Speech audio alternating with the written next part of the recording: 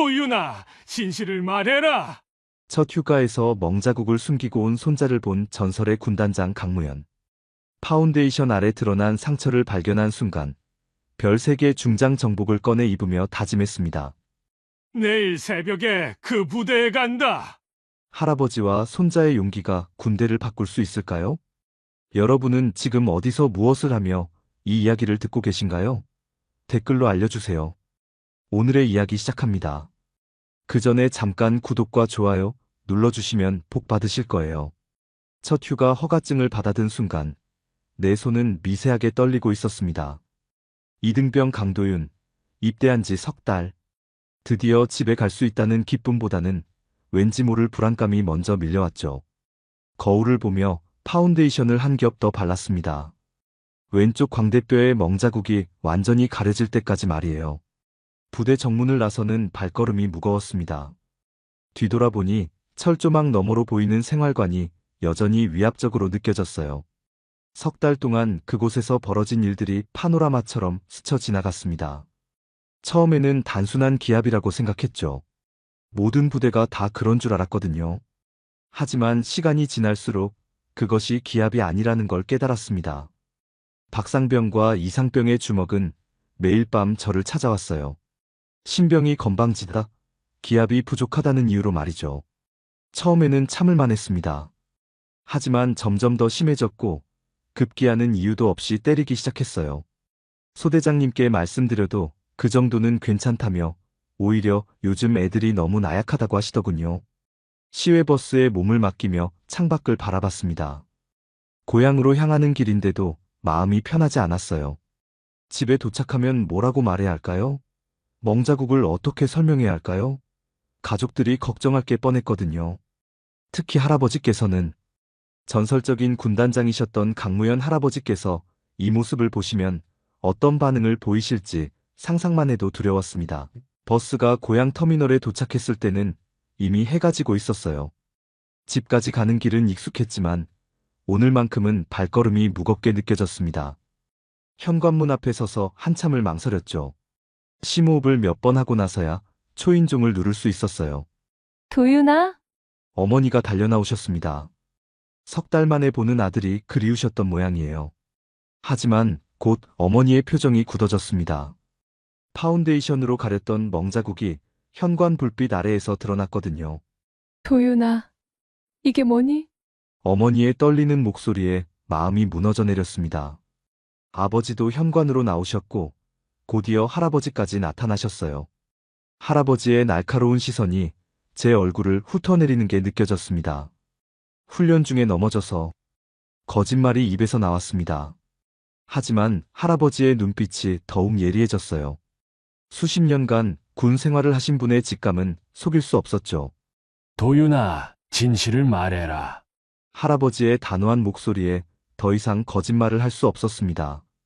억눌러왔던 감정이 터져나왔어요. 할아버지, 저는 눈물이 쏟아져 나왔습니다.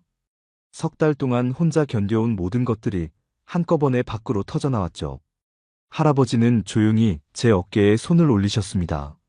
천천히 말해보거라. 그날 밤 거실에 앉아 모든 것을 털어놓았습니다. 매일 밤 당했던 폭행, 이유 없는 구타, 그리고 그 모든 것을 묵인하는 부대의 분위기까지요. 가족들의 얼굴이 점점 굳어지는 게 보였습니다. 특히 할아버지의 표정은 차가운 분노로 가득했어요. 이야기를 마치고 나니 집안이 조용해졌습니다. 할아버지는 한참을 말없이 앉아 계시더니 갑자기 일어나셨어요. 잠깐 기다려라. 할아버지가 안방으로 들어가시더니 오래된 상자를 들고 나오셨습니다. 그 안에는 깔끔하게 정리된 정복이 들어있었어요. 별 3개가 반짝이는 중장 계급장이 달린 정복이었습니다. 할아버지, 뭐 하시려고? 내일 새벽에 그 부대에 간다. 할아버지의 목소리는 조용했지만 단단했습니다. 그 순간 저는 알 수 있었어요. 할아버지의 분노가 얼마나 깊은지를 말이죠. 다음 날 새벽 5시, 할아버지는 정복을 완벽하게 차려입고 계셨습니다. 별 3개가 달린 중장 계급장이 어둠 속에서도 위엄있게 빛났죠. 저는 옆자리에서 긴장한 채로 앉아 있었어요. 할아버지의 표정은 평소와 달리 차갑고 단단했습니다. 도윤아, 내가 당한 일을 다시는 다른 아이들이 겪지 않도록 해야 한다. 할아버지의 목소리는 낮았지만 결의에 차 있었습니다. 운전대를 잡은 할아버지의 손에 힘이 들어가 있는 게 보였어요. 저는 무슨 일이 벌어질지 두렵기도 하고 기대되기도 했습니다. 부대에 도착했을 때는 아직 완전히 박지 않은 시간이었어요. 위병소의 당직병은 갑작스럽게 나타난 중장의 모습에 깜짝 놀랐습니다. 할아버지는 당당하게 신분증을 제시하셨죠. 전 육군 제2군단장 강무현입니다. 부대장을 만나러 왔습니다. 당직병의 얼굴이 하얗게 질렸어요. 전설적인 군단장의 이름을 모르는 군인은 없었거든요. 급히 내무반에 연락을 넣는 소리가 들렸습니다. 곧이어 부대장인 김대령이 황급히 달려왔습니다. 정복도 제대로 갖춰 입지 못한 채 말이죠. 할아버지 앞에서 김대령은 완전히 위축되어 보였어요. 강무현 중장님, 이른 시간에 무슨 일로? 내 손자가 이 부대에 있습니다. 이등병 강도윤 말입니다. 할아버지의 말에 김대령의 표정이 더욱 굳어졌어요. 무슨 일인지 대충 눈치챈 모양이었습니다. 전체 기상을 시키십시오. 예. 하지만 아직 기상 시간이. 명령입니다. 할아버지의 목소리에 더 이상 거부할 수 없는 힘이 실려 있었습니다. 김대령은 어쩔 수 없이 전체 기상 나팔을 불게 했어요. 생활관에서 병사들이 우르르 뛰어나왔습니다. 갑작스런 기상에 모두들 당황하고 있었죠. 그 중에서 박상병과 이상병의 모습도 보였어요. 저를 괴롭혔던 그들이 할아버지 앞에 서 있는 모습이 묘하게 느껴졌습니다. 이등병 강도윤, 앞으로 나와라. 할아버지의 명령에 저는 떨리는 다리로 앞으로 나갔어요. 온 부대의 시선이 저에게 집중되었습니다. 이 병사에게 폭행을 가한 자들, 앞으로 나오십시오. 정적이 흘렀습니다. 아무도 나오지 않았죠. 할아버지의 눈빛이 더욱 차가워졌어요. 박상병, 이상병, 앞으로 나와라. 할아버지가 직접 이름을 부르자 두 사람의 얼굴이 하얗게 질렸습니다. 어떻게 이름을 아는지 당황하는 기색이 역력했어요. 어쩔 수 없이 두 사람이 앞으로 나왔습니다. 너희들이 내 손자에게 한 짓을 알고 있다. 할아버지의 목소리는 얼음처럼 차갑했습니다. 박상병과 이상병은 고개를 숙인 채 아무 말도 하지 못했어요. 군기를 바로잡는다는 명목으로 폭력을 휘둘렀다고 들었습니다.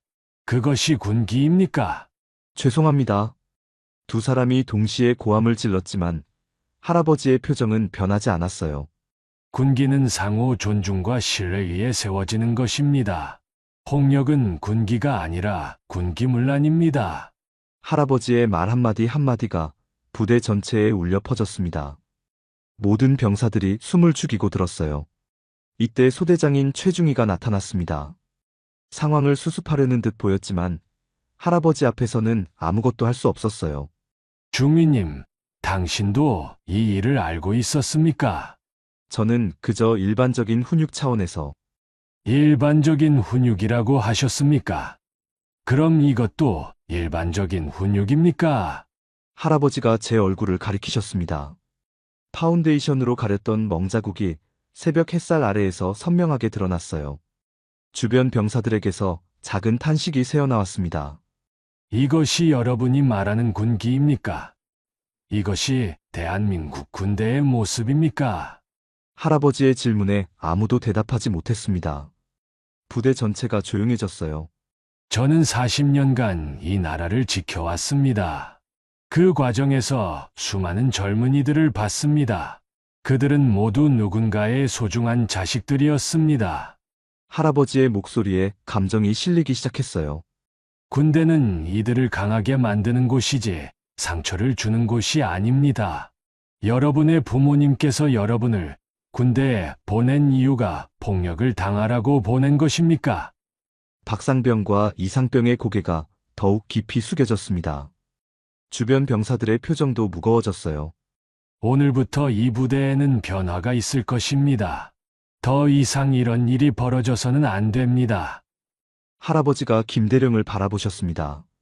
부대장님, 즉시 조사에 착수하십시오. 그리고 이런 일이 다시는 일어나지 않도록 시스템을 점검하십시오. 알겠습니다. 김대령이 큰 소리로 대답했습니다. 더 이상 거부할 수 없는 상황이었죠. 할아버지는 마지막으로 모든 병사들을 둘러보셨습니다. 여러분 모두 기억하십시오. 계급은 책임의 표시입니다. 폭력의 면허증이 아닙니다. 그 말을 남기고 할아버지는 저를 데리고 부대를 떠나셨어요. 뒤에서 부대 전체가 바라보는 시선을 느낄 수 있었습니다. 무언가 큰 변화가 시작될 것 같은 예감이 들었어요. 할아버지와 함께 부대를 떠난 지 몇 시간 후 집에는 연락이 빗발치기 시작했습니다. 사단장실에서 직접 전화가 걸려왔고 곧이어 대대장까지 연락을 취해왔죠. 할아버지는 침착하게 전화를 받으셨지만 저는 옆에서 듣고만 있어도 긴장이 되었습니다. 강무현 중장님, 이번 일을 너무 성급하게 처리하신 것 아닙니까? 사단장의 목소리가 수화기를 통해 들렸어요. 하지만 할아버지는 전혀 흔들리지 않으셨습니다. 성급한 것은 지금까지 이런 일을 방치해온 당신들입니다. 제 손자뿐만 아니라 다른 병사들도 같은 고통을 받고 있었다는 것을 모르셨습니까? 할아버지의 반박에 사단장은 할 말을 잃은 것 같았어요. 잠시 침묵이 흐른 후 사단장이 다시 말했습니다. 하지만 이 일이 밖으로 새어나가면 부대 전체의 명예가 실추됩니다. 명예는 진실을 덮어서 지켜지는 것이 아닙니다. 할아버지의 단호한 대답이었습니다. 그 순간 저는 할아버지의 신념이 얼마나 확고한지 느낄 수 있었어요. 오후가 되자 부대에서 새로운 소식이 들려왔습니다.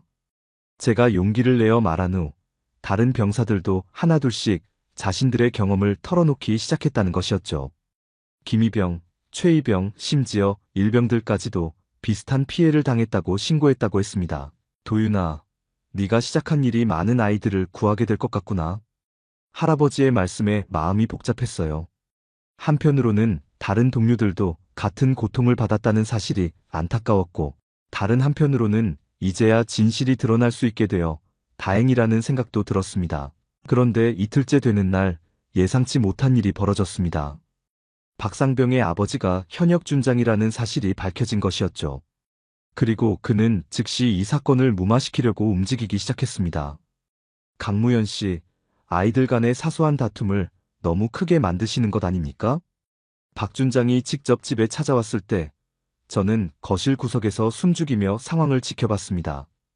정장을 입고 온 그의 모습은 위압적이었지만 할아버지 앞에서는 조심스러워 보였어요. 사소한 다툼이라고 하셨습니까? 그럼 이것도 사소한 것입니까? 할아버지가 제 얼굴에 멍자국 사진을 보여주셨습니다. 병원에서 찍은 진단서와 함께 말이죠. 그렇다고 해도 군대라는 특수한 환경에서는 군대라는 이유로 폭력이 정당화됩니까? 당신도 군인이시면서 그런 말씀을 하십니까? 할아버지의 날카로운 반박에 박준장의 얼굴이 붉어졌어요. 하지만 쉽게 물러서지 않았습니다. 하지만 이 일이 언론에 알려지면 군 전체의 이미지가, 그럼 언론에 알려지기 전에 제대로 된 조치를 취하셨어야죠. 할아버지는 조금도 양보하지 않으셨습니다. 오히려 더욱 단단해 보였어요. 박준장님, 당신의 아들이 저지른 일은 명백한 범죄입니다. 군인의 자녀라면 더욱 책임을 져야 하는 것 아닙니까? 박준장은 더 이상 할 말이 없어 보였습니다. 결국 빈손으로 돌아갔지만 저는 이 일이 쉽게 끝나지 않을 것 같다는 예감이 들었어요. 과연 그 예감이 맞았습니다. 며칠 후 이상한 소문들이 돌기 시작했어요. 제가 거짓말을 하고 있다는 것, 할아버지가 개인적인 원한으로 부대를 공격하고 있다는 것까지 말이죠. 심지어 일부 언론에서는 퇴역장성의 무리한 개입이라는 제목의 기사까지 내보냈습니다. 할아버지, 이러다가 저희가 오히려 나쁜 사람이 되는 건 아닐까요? 불안해하는 저에게 할아버지는 따뜻한 미소를 지어 보이셨어요. 도윤아, 진실은 시간이 지나면 반드시 드러나게 되어 있다. 우리는 흔들리지 말고 올바른 길을 가면 된다. 할아버지의 확신에 찬 목소리를 들으며 저도 마음을 다잡을 수 있었습니다. 하지만 상황은 점점 더 복잡해져 가고 있었어요. 부대에서는 은밀한 압력이 가해지고 있다는 소식도 들렸습니다.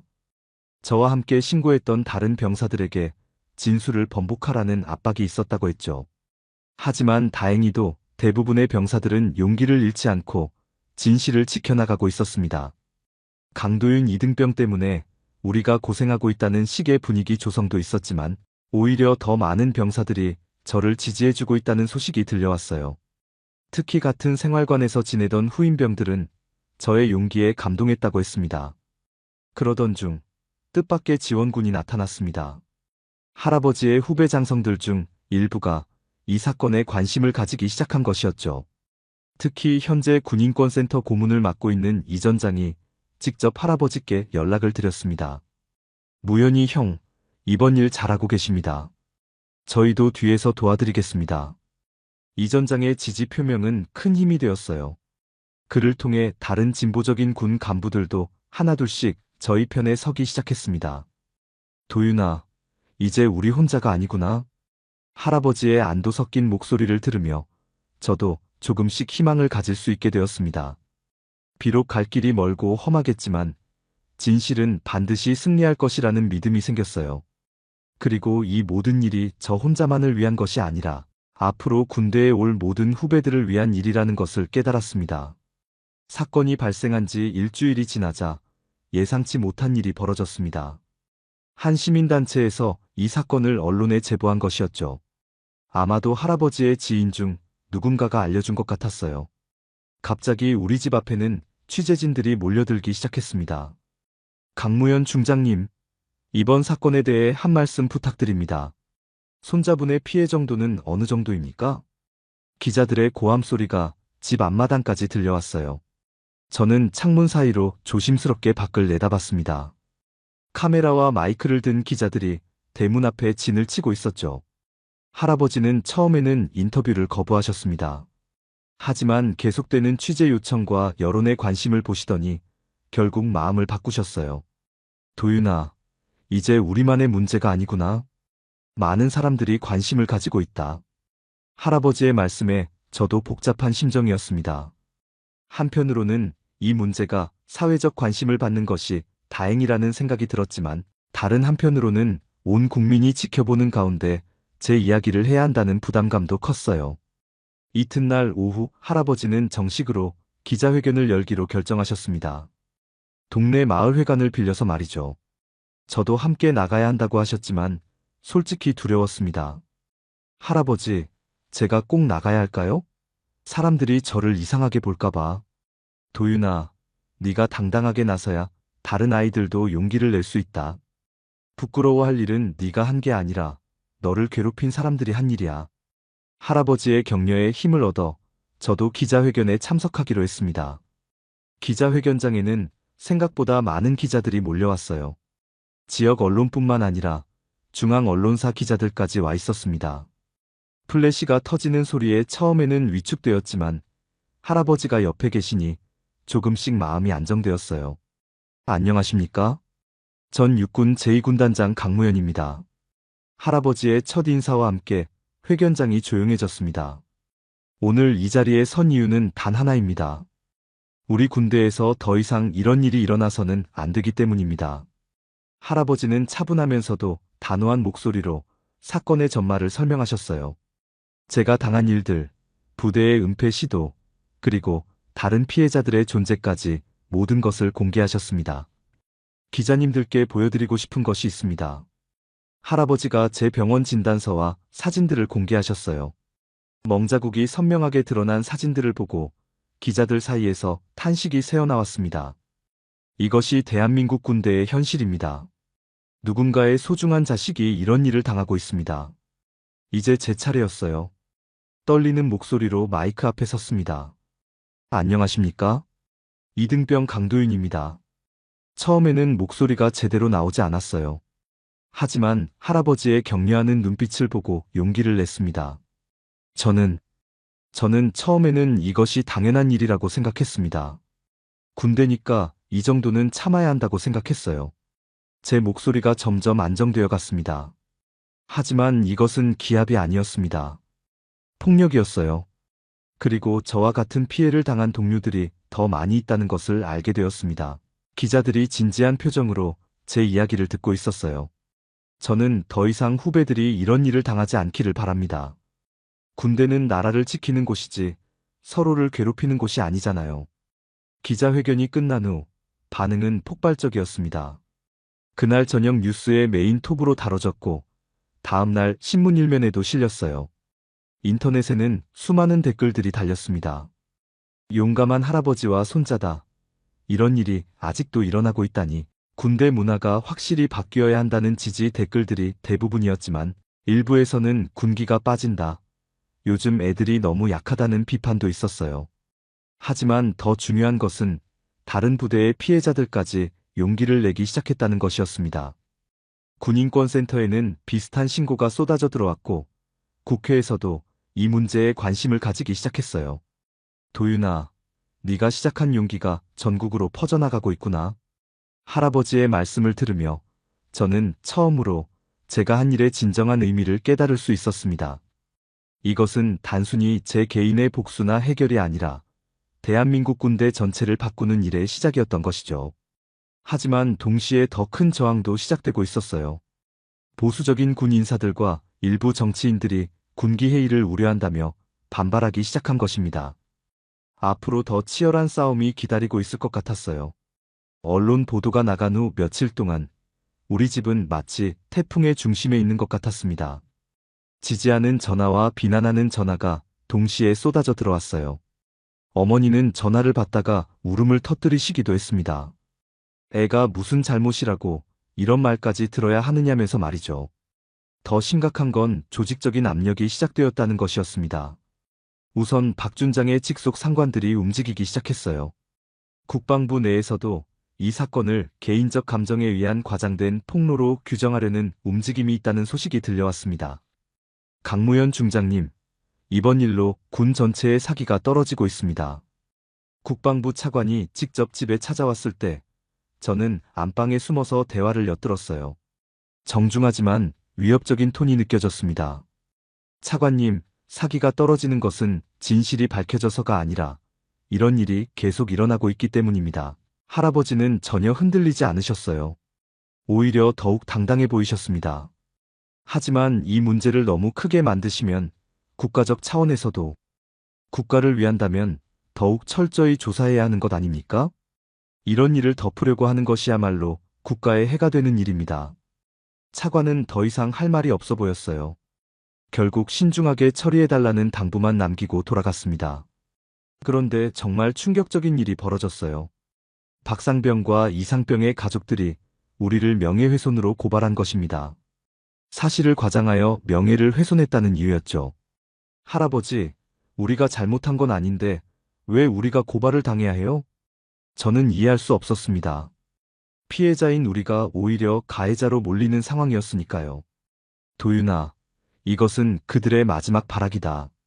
진실이 드러나는 것을 막으려는 간절한 시도일 뿐이야. 할아버지는 여전히 침착하셨지만 저는 점점 더 불안해졌어요. 정말로 우리가 이길 수 있을까요? 더욱 놀라운 것은 일부 언론에서 우리를 공격하기 시작했다는 것이었습니다. 퇴역장성의 무리한 개입, 군기회의를 부추기는 선동 같은 제목의 기사들이 나오기 시작했어요. 할아버지가 개인적인 원한으로 군대를 공격하고 있다. 요즘 젊은이들이 너무 나약해서 조금만 힘들어도 폭력이라고 한다는 식의 댓글들도 늘어났습니다. 학교 동창들에게서도 이상한 연락이 오기 시작했어요. 도윤아, 너 괜찮아? 뉴스 봤는데 너무 심하게 나온 것 아니야? 사실 군대가 원래 그런 곳 아니야? 나도 맞으면서 컸는데. 친구들의 말을 들으며 저는 혼란스러웠습니다. 정말로 제가 너무 예민하게 반응한 것일까요?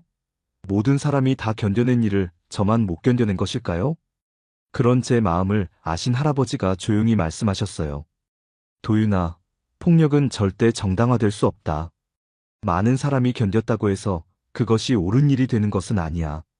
그때 뜻밖의 지원이 나타났습니다. 같은 부대에 있던 김희병의 어머니가 저희 집에 찾아오신 것이었어요. 정말 고맙습니다. 도윤이 덕분에 우리 아이도 용기를 낼 수 있었어요. 김희병도 저와 비슷한 피해를 당했는데 제가 먼저 나선 덕분에 자신도 신고할 수 있게 되었다고 했습니다. 처음에는 우리 아이도 그냥 참으라고 했어요. 군대니까 그런 것도 있을 수 있다고 생각했거든요. 하지만 도윤이 어머니 말씀을 들어보니 이건 절대 참아서는 안 되는 일이더라고요.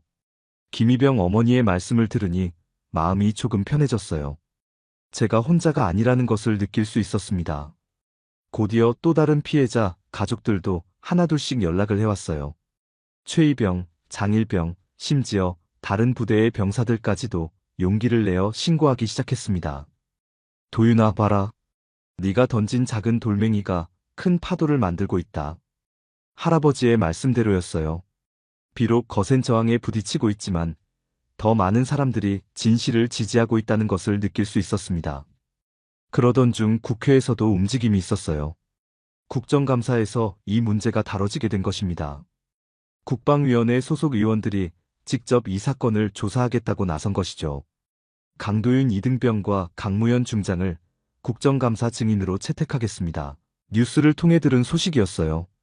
드디어 국회라는 공식적인 무대에서 진실을 말할 기회가 생긴 것입니다. 하지만 동시에 더 큰 압력도 예상되었어요. 국회라는 곳은 온 국민이 지켜보는 곳이니까요. 과연 그곳에서도 당당하게 진실을 말할 수 있을까요? 저는 두렵기도 하고 기대되기도 했습니다. 도윤아, 이제 정말 중요한 순간이 다가오고 있다. 하지만 우리는 진실만 말하면 된다. 그것으로 충분하다. 할아버지의 격려를 들으며 저는 마음을 다잡았습니다. 아무리 큰 저항이 와도, 아무리 많은 사람들이 우리를 비난해도 진실만큼은 절대 굽히지 않겠다고 다짐했어요. 국정감사를 앞두고 일주일 전 더 큰 일이 벌어졌습니다. 검찰에서 정식으로 수사에 착수한다고 발표한 것이었어요. 박상병과 이상병, 그리고 이들을 방조한 간부들까지 모두 기소된다는 소식이었습니다. 도윤아, 드디어 법이 움직이기 시작했구나. 할아버지의 안도 섞인 목소리를 들으며 저도 처음으로 진정한 희망을 느낄 수 있었어요. 하지만 동시에 법정에 서야 한다는 부담감도 컸습니다. 군사법원에서 첫 번째 공판이 열리는 날, 저는 할아버지와 함께 법정에 섰습니다. 방청석에는 언론사 기자들과 시민단체 관계자들, 그리고 다른 피해자 가족들이 자리를 가득 메웠어요. 피고석에 앉은 박상병과 이상병의 모습은 초라해 보였습니다. 부대에서 저를 괴롭힐 때의 당당한 모습은 온데간데 없었죠. 오히려 고개를 푹 숙이고 앉아 있었어요. 증인 강도윤 이등병, 증언대로 나오십시오. 재판장의 부름에 따라 저는 떨리는 다리로 증언대에 섰습니다. 온 법정의 시선이 저에게 집중되는 게 느껴졌어요. 증인은 피고들로부터 어떤 피해를 당했습니까? 검사의 질문에 저는 심호흡을 하고 대답했습니다. 처음에는 단순한 기합이라고 생각했습니다. 하지만 시간이 지날수록 그것이 기합이 아니라 폭력이라는 것을 깨달았어요. 목소리가 떨렸지만 최대한 또렷하게 말하려고 노력했습니다. 구체적으로 어떤 일이 있었습니까? 매일 밤 생활관에서 주먹으로 얼굴을 맞았고 발로 배를 찼습니다. 이유는 항상 달랐어요. 때로는 제가 실수를 했다고, 때로는 아무 이유 없이 그냥 화가 났다고 했습니다. 제 증언을 들으며 방청석에서 탄식이 새어나왔어요. 그런 일이 얼마나 오래 지속되었습니까? 약 2달 정도였습니다. 처음 부대에 배치된 후부터 휴가를 나오기 전까지 계속되었어요. 이번에는 변호인의 반대 신문 차례였습니다. 박상병의 변호사가 일어섰어요. 증인께서는 정말로 폭행을 당했다고 확신하십니까? 혹시 정상적인 훈육을 폭행으로 오해한 것은 아닙니까? 예상했던 질문이었지만 실제로 들으니 화가 났습니다. 변호사님, 주먹으로 얼굴을 때리는 것이 정상적인 훈육입니까? 발로 배를 차는 것이 교육입니까? 제 단호한 대답에 변호사는 잠시 말을 잃었어요. 하지만 군대라는 특수한 환경에서는 군대라고 해서 폭력이 정당화됩니까? 저도 군인입니다. 하지만 폭력으로 훈육받는 것이 올바른 군인을 만든다고 생각하지 않습니다. 재판장이 제 증언을 진지하게 듣고 있는 게 보였어요. 다른 피해자들의 증언도 이어졌습니다. 김이병, 최이병, 장일병까지 모두 비슷한 경험을 했다고 증언했어요. 저희는 모두 같은 고통을 겪었습니다. 하지만 강도윤 선임이 용기를 내주지 않았다면 계속 참고만 있었을 겁니다. 김이병의 증언을 들으며 저는 제가 한 일의 의미를 다시 한번 깨달을 수 있었습니다. 가장 충격적인 것은 간부들의 증언이었어요. 소대장인 최중희가 증언대에 섰을 때 법정은 조용해졌습니다.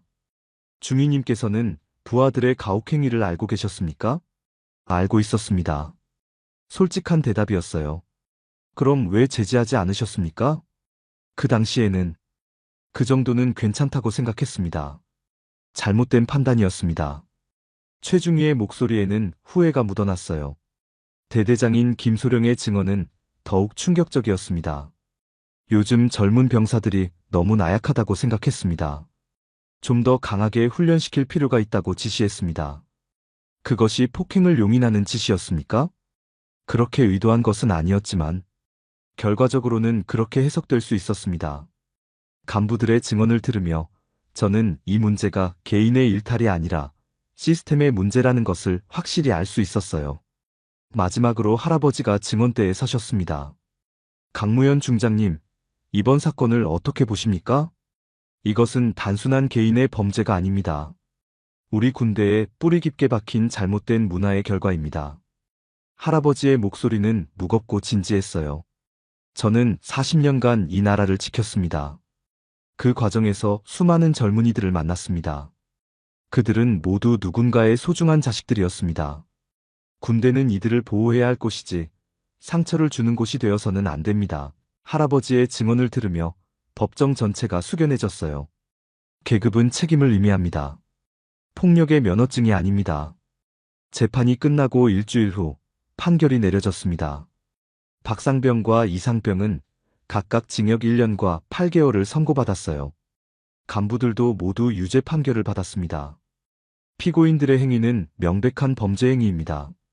군대라는 이유로 정당화될 수 없습니다. 재판장의 선고 이유를 들으며 저는 드디어 진정한 승리를 맛볼 수 있었습니다. 진실이 승리한 순간이었어요. 판결이 확정된 후 군 내부에는 큰 변화의 바람이 불기 시작했습니다. 국방부에서는 즉시 병영 내 인권보호 종합대책을 발표했어요. 저는 그 발표를 TV로 보면서 감격스러운 마음을 감출 수 없었습니다. 전국 모든 부대에 병사 인권보호관을 배치하고 익명신고센터를 설치하겠습니다. 국방부 장관의 발표였어요. 더 이상 저와 같은 피해자가 생기지 않도록 하겠다는 의지였습니다. 며칠 후 더욱 놀라운 소식이 들려왔어요. 제가 복무하던 부대에서 저를 모범병사로 추천했다는 것이었습니다. 처음에는 믿을 수 없었어요. 도윤아, 부대에서 연락이 왔다. 네가 하사로 진급한다고 한다. 할아버지의 말씀을 듣고도 한참을 멍하니 있었습니다. 불과 몇 달 전까지 괴롭힘을 당했던 그 부대에서 제가 진급한다니요.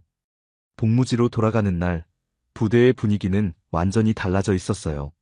새로 부임한 대대장님이 직접 저를 맞아주셨습니다. 강도윤 하사, 당신의 용기 덕분에 우리 부대가, 아니, 우리 군 전체가 바뀔 수 있었습니다.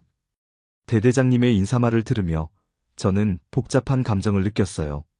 기쁘기도 하고 부담스럽기도 했습니다. 생활관에 들어서니 후임병들이 일제히 일어나 인사를 했어요. 강도윤 하사님, 선임님, 정말 고생 많으셨습니다. 후임병들의 진심 어린 인사를 받으며 저는 제가 이들의 희망이 되었다는 것을 느낄 수 있었습니다. 여러분, 이제는 걱정하지 마세요. 절대로 예전 같은 일은 일어나지 않을 겁니다. 제 말에 후임병들의 얼굴이 밝아졌어요. 더 이상 폭력을 두려워하지 않아도 된다는 안도감이 느껴졌습니다. 가장 큰 변화는 새로 생긴 병사 지원센터였어요. 저는 그곳의 초대 센터장으로 임명되었습니다. 피해를 당한 병사들을 상담하고 도와주는 일이었죠. 첫 번째 상담자는 다른 부대에서 온 이일병이었어요. 저와 비슷한 경험을 했다고 했습니다. 하사님, 저도 강도윤 하사님처럼 용기를 낼 수 있을까요? 떨리는 목소리로 묻는 이일병을 보며 저는 제가 왜 이 자리에 있는지 확실히 알 수 있었습니다. 일병님, 용기는 혼자 내는 게 아니에요. 저희가 함께 도와드릴게요. 상담을 하면서 저는 많은 것을 배웠어요. 아직도 곳곳에 숨어있는 피해자들이 있다는 것, 그리고 그들이 얼마나 도움을 필요로 하고 있는지를 말이죠. 한 달에 한 번씩은 할아버지가 부대에 오셨어요. 공식적인 명예 고문으로 임명되신 것이었습니다. 도윤아, 어떠냐? 일은 힘들지 않고? 할아버지, 처음에는 힘들었는데 이제는 보람을 느끼고 있어요.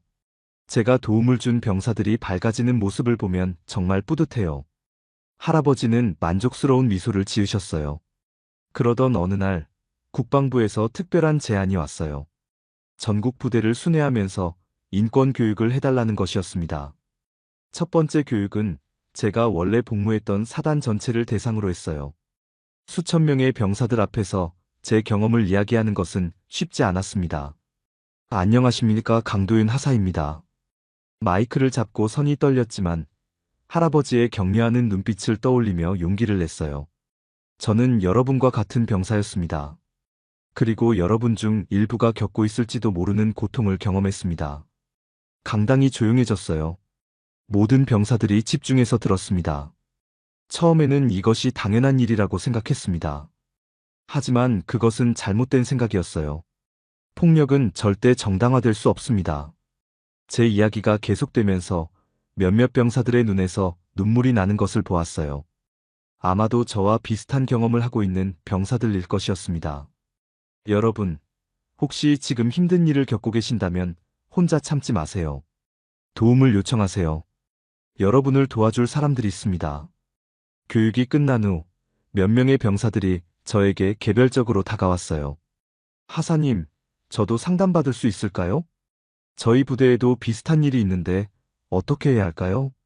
그들의 간절한 표정을 보며 저는 제가 하고 있는 일의 중요성을 다시 한번 깨달았습니다. 석 달 후 국방부에서는 강도윤 하사 사례를 전군의 교육 자료로 배포했어요. 제 이름이 붙은 교육 프로그램이 만들어진 것이었습니다. 도윤아, 내 이름이 역사에 남게 되었구나. 할아버지의 말씀을 들으며 저는 감개무량했어요. 하지만 더 중요한 것은 이런 변화를 통해 더 이상 저와 같은 피해자가 생기지 않는다는 것이었습니다. 그의 말, 군 인권 개선 유공자로 표창을 받게 되었어요. 시상식에는 할아버지와 가족들이 모두 참석하셨습니다. 대한민국 군대의 인권 개선에 기여한 공로를 인정하여 이 상을 수여합니다. 상을 받으며 저는 과거의 고통스러웠던 기억들을 떠올렸어요. 그 모든 것이 헛되지 않았다는 생각에 눈물이 났습니다. 변화는 계속되고 있었어요. 전국의 부대에서 비슷한 사례들이 신고되고 해결되고 있었습니다. 제가 시작한 작은 용기가 전 군대를 바꾸고 있는 것이었죠. 전역을 앞둔 마지막 달, 저는 국방부에서 열리는 군 인권문화혁신 선포식에 특별연사로 초청받았습니다. 이 행사는 제가 촉발한 변화를 전군에 공식적으로 정착시키는 의미 있는 자리였어요. 할아버지도 함께 참석하셨습니다. 선포식 당일 국방부 대강당은 전국에서 모인 지휘관들과 병사 대표들로 가득 찼어요. 국방부 장관을 비롯해 각 군 참모총장들까지 참석한 역사적인 자리였습니다. 저는 단상에 서서 그 많은 사람들을 바라보며 감회가 새로웠어요. 존경하는 장성님들, 그리고 전국의 장병 여러분. 마이크를 잡고 시작한 제 마지막 연설이었습니다. 2년 전, 저는 평범한 이등병이었습니다. 군대가 무서웠고 선임들이 두려웠습니다. 매일 밤 잠들기 전까지 불안했던 그 시절을 잊을 수 없어요. 청중들의 표정이 진지해졌습니다. 특히 젊은 병사들의 눈빛에서 공감하는 마음을 읽을 수 있었어요. 하지만 그 고통스러운 경험이 오늘 이 자리를 만들었습니다. 더 이상 후배들이 저와 같은 아픔을 겪지 않기를 바라는 마음으로 용기를 냈고, 그 작은 용기가 이렇게 큰 변화를 가져왔습니다. 할아버지가 앞줄에서 뿌듯한 미소로 저를 바라보고 계셨어요. 지난 2년 동안 우리 군대에는 많은 변화가 있었습니다. 병사 인권보호관이 배치되었고 익명신고센터가 운영되고 있습니다. 무엇보다 폭력은 절대 안 된다는 인식이 자리 잡았습니다. 박수가 터져나왔어요. 변화에 동참한 모든 사람들의 자부심이 느껴졌습니다. 하지만 진정한 변화는 시스템이 아니라 마음에서 시작됩니다. 서로를 존중하고 약한 사람을 보호하며 잘못된 것을 바로잡으려는 용기 말입니다. 이때 할아버지가 일어나셨어요. 예정에 없던 일이었지만 자연스럽게 모든 시선이 할아버지께 집중되었습니다. 잠깐 말씀드려도 되겠습니까? 사회자가 당황했지만 국방부 장관이 고개를 끄덕였어요. 할아버지는 천천히 단상으로 올라오셨습니다. 저는 강무현입니다. 40년간 이 나라를 지켰고 오늘 여기 선 강도윤의 할아버지입니다. 할아버지의 목소리는 여전히 힘이 있었어요. 제가 젊었을 때는 강하게 만든다는 명목으로 많은 잘못이 있었습니다. 그때는 그것이 옳다고 생각했어요. 하지만 제 손자를 통해 깨달았습니다. 진정한 강함은 폭력에서 나오는 것이 아니라는 것을 말입니다. 강당이 숙연해졌어요. 전설적인 군인의 고백이었습니다. 계급은 책임의 모양입니다. 폭력의 명찰이 아닙니다. 할아버지의 명언이 강당에 울려 퍼졌어요. 이 말은 나중에 모든 부대에 게시되어 군인들의 좌우명이 되었습니다. 오늘부터 우리 군대는 진정으로 새로워집니다. 약한 자를 보호하고 서로를 존중하며 올바른 것을 추구하는 군대가 될 것입니다. 할아버지의 연설이 끝나자 기립박수가 터져 나왔어요. 모든 사람이 일어서서 박수를 쳤습니다. 선포식이 끝난 후 저는 여러 언론과 인터뷰를 했어요. 가장 기억에 남는 질문은 앞으로 무엇을 하고 싶으냐는 것이었습니다. 사회에 나가서도 계속 이런 일을 하고 싶습니다. 군대뿐만 아니라 학교나 직장에서도 비슷한 문제들이 있잖아요. 폭력과 괴롭힘 없는 사회를 만드는 일에 계속 참여하고 싶어요. 제 대답에 기자들이 고개를 끄덕였어요. 저녁식 날 부대 전체가 나와서 저를 배웅해 주었습니다. 한때 저를 괴롭혔던 선임들도 진심으로 사과하고 고마워했어요. 도윤아, 너 덕분에 우리도 변할 수 있었다. 정말 고맙다. 과거의 가해자였던 박상병도 출소 후 찾아와 진심으로 사과했습니다. 그의 눈에서 진정한 반성을 볼 수 있었어요. 부대를 떠나는 순간 저는 뒤돌아보지 않았습니다. 대신 앞을 향해 걸었어요. 새로운 시작을 향해서 말이죠.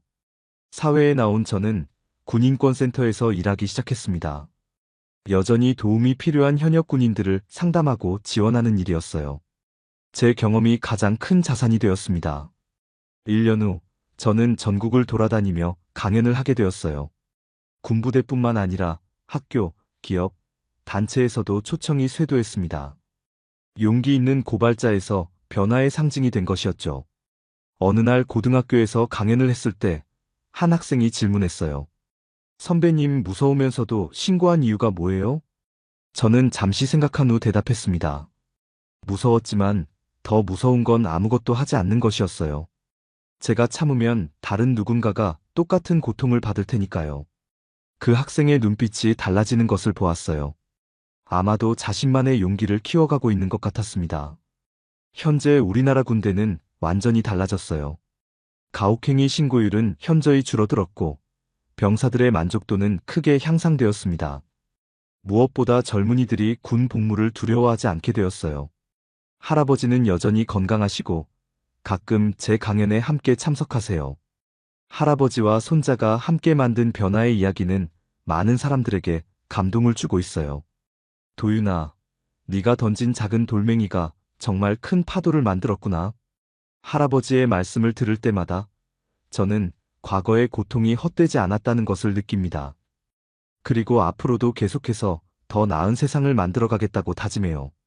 하늘에 빛나는 별들을 바라보며 저는 생각합니다. 별은 더 이상 계급장의 상징이 아니라 정의와 용기의 상징이 되었다고 말이에요.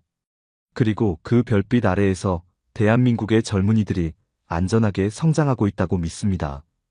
오늘도 귀한 시간 내어 끝까지 시청해주신 구독자 여러분 진심으로 감사드립니다. 오늘의 이야기가 마음을 울렸다면 구독과 좋아요, 댓글 부탁드립니다.